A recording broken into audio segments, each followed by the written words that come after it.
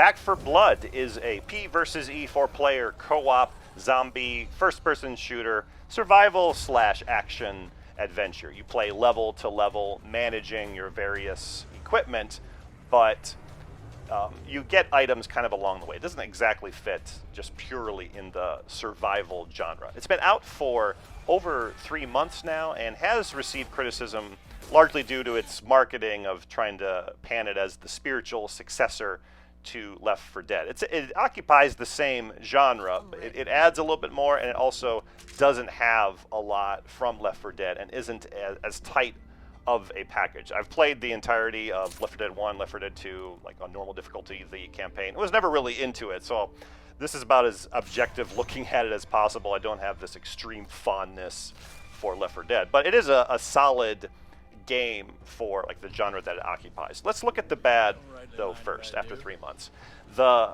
besides the campaign, you have Swarm mode. This is where you control either the survivors or you control the special infected. If you're on the special infected team, you also have Common fighting alongside with you. This is really weak. It devolves into you just have rounds where you're one side or the other, and you have this circle that you occupy. If you win as the survivors, you go to a different location, and then you have another circle.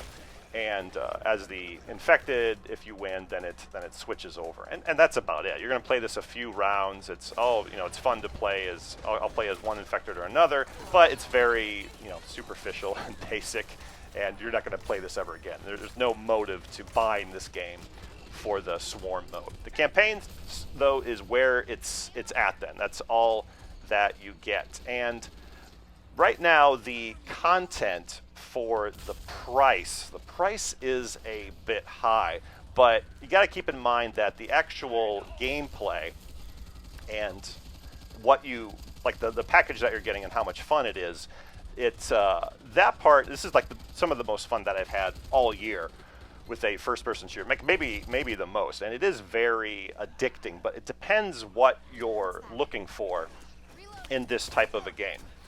Some other bad aspects: the bot AI is not much improved. It's a little bit from its initial release, but you're not going to buy this game if you're not playing with randoms or friends online.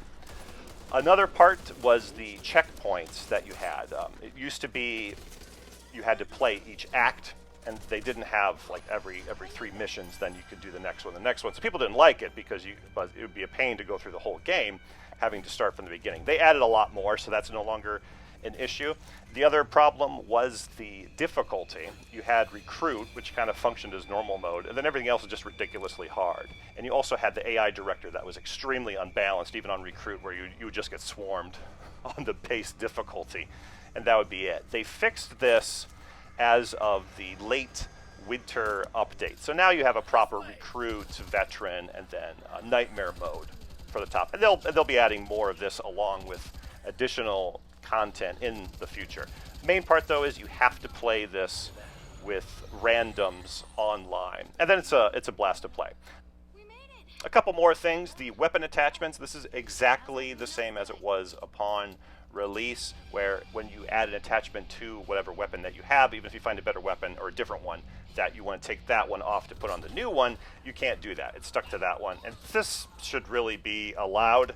I don't see why they made it this way. You still have the random element of whatever attachments you run into, you're stuck with, so, but whatever. And the last thing is the enemy AI and the special infected in particular. It sticks with the bullet spongy approach. There's some cool ones like the Sleeper that can ambush you. The Hag is fine, but all the tall boys and the bloater, crusher, whatever it's called, these kind of meld together and they fall into the bullet sponge type of category. But this, it does kind of work with the gameplay mechanics. It just makes it a little bit dumber, like more action adventure type of a thing. There are things that are better though for Left 4 Dead. It's mainly the stuff that they added, like the card system. The cleaners now have their own abilities. This adds a lot more depth to the game, and it scratches that roguelite itch much more than Left 4 Dead. And I think that's why I prefer playing this one. I'm less concerned with it being a tight experience. Like, I wish a lot of the stuff was better, and you know, it should be, but still jumping into it and just playing through and then managing all the cards, all these different elements going on, it's at least worth playing through the game. And you're going to have fun with this one. It's just all that stuff that they left out, and like the quality control and the amount of content that you get upon release. This leaves the sour taste. But as it stands, as of 3 months later, it is on Game Pass. It is worth picking up easily for that. This is the most fun I've had on Game Pass. I'd say all of 2021 easily, including like Halo Infinite or anything else. It's just fun just to jump in. You can easily jump into a match. There's plenty of people that are playing.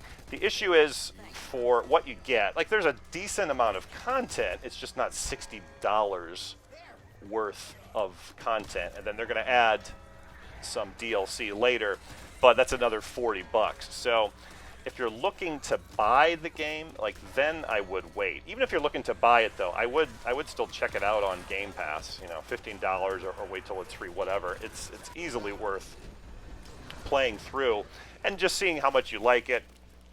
There's just a lot, even though there's a decent amount of levels, but you have all the cleaners, you have all the cards that you get, and then you're able to kind of mix and match, go through the difficulties. And then at that point, you know, after you're done, you can easily go through this in a month. So I would stick to that approach or a sale. It is worth like $40 with where it stands right now. But again, you need an internet connection. This isn't going to be a game you're going to have fun with playing with bots. Like, you could do it on Recruit, but it's not the same experience. Like, it doesn't take advantage of like the currency system, everything you buy. They're limited in what they can do, really. But if you're playing this online, I just play with randoms, so I don't even play with friends. It's a lot of fun. I've been playing it for like almost 3 months, so you're easily getting a month out of it. Just in terms of buying it, $40. I mean, you got to see with this DLC if they're going to do some kind of deal with that to see if it's worth it.